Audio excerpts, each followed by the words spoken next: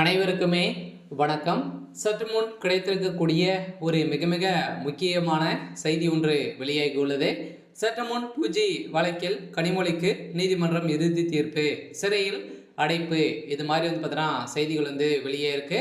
So ஏற்கனவே 2G வழக்குகள் பார்த்தீங்கன்னா மர்ம கொலைகள் நடந்திருந்த சூழ்நிலையில் இந்த வழக்கில் ராசா அவர்களும் கனிமொழி அவர்களும் பார்த்தீங்கன்னா ஏற்கனவே இந்த வழக்கில் கைது செய்யப்பட்டு விடுதலையும் செய்யப்பட்டிருந்த நிலையில் மீண்டும் பார்த்தீங்கன்னா சிபிஐ ஸோ களத்தில் இறங்கியிருக்காங்க சொல்லலாம். அதனால் மீண்டும் பார்த்தீங்கன்னா இந்த 2G வழக்கில் கனிமொழி அவர்களுக்கு பிரசவர்கள் கொண்டு வந்திருக்கக்கூடிய நிலையில் பார்த்தீங்கன்னா அதிரடியாக நீதிமன்றம் இறுதி தீர்ப்பாக வழங்கியிருக்காங்க. சொல்லலாம் இவங்களுக்கு 7 ஆண்டு சிறை தண்டனை விதிக்க போகிறதாக பரபரப்பான செய்தி வெளியே இருக்கு.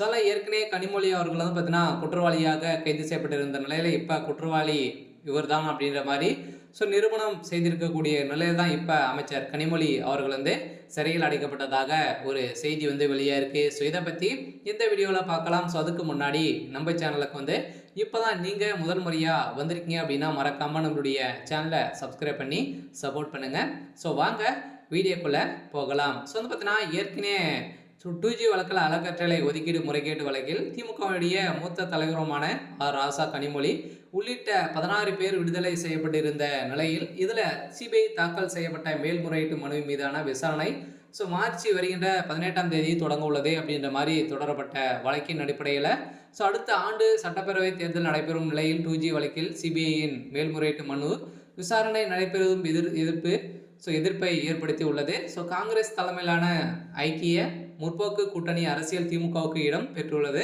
ஸோ அப்போது மத்திய தொலைத்தொடர்பு துறை அமைச்சராக பதவி வகித்திருந்த ராசாவின் பதவி காலம் 2G அறக்கட்டளை ஒதுக்கீட்டில் முறைகேடு செய்ததால் மத்திய அரசுக்கு பார்த்தீங்கன்னா 1.76 லட்சம் கோடி ரூபாய் பார்த்தீங்கன்னா இழப்பீடு நடந்ததாக ஸோ தொடரப்பட்ட வழக்கில் தான் பார்த்தீங்கன்னா இந்த 2G அறக்கட்டளை வழக்கில் திமுகவின் மூத்த தலைவர் ராசாவும் கனிமொழி உள்ளிட்டோர் மீது சிபிஐ மற்றும் அமலாக்கத்துறை வழக்கு பதிவு செய்து இதன்படி இந்த வழக்கு பதிவின் அடிப்படையில் 16க்கும் மேற்பட்டவர்கள் கைது செய்யப்பட்டிருந்தாங்க. ஸோ இதில் டெல்லி திகார் சிறையில் அடைக்கப்பட்டிருந்த நிலையில் இந்த அமைச்சர் கனிமொழி தொடர்பான 2G வழக்கு அறக்கட்டளையில் ஸோ சிபிஐ சிறப்பு நீதிமன்றம் ஓபி சைனி விசாரித்திருந்த நிலையில் இந்த வழக்கில் குற்றச்சாட்டப்பட்ட ராசா கனிமொழி உள்ளிட்ட அவரையும் அனைத்து கடந்த 2017ஆம் ஆண்டு டிசம்பர் ஓபி சைனி விடுதலை செய்திருந்த நிலையில் இந்த விடுதலின் அடிப்படையில் பார்த்தீங்கன்னா 6 நீதிபதிகள் விசாரித்திருந்த நிலையில் பின்னர் 7வது நீதிபதியாக தினேஷ்குமார்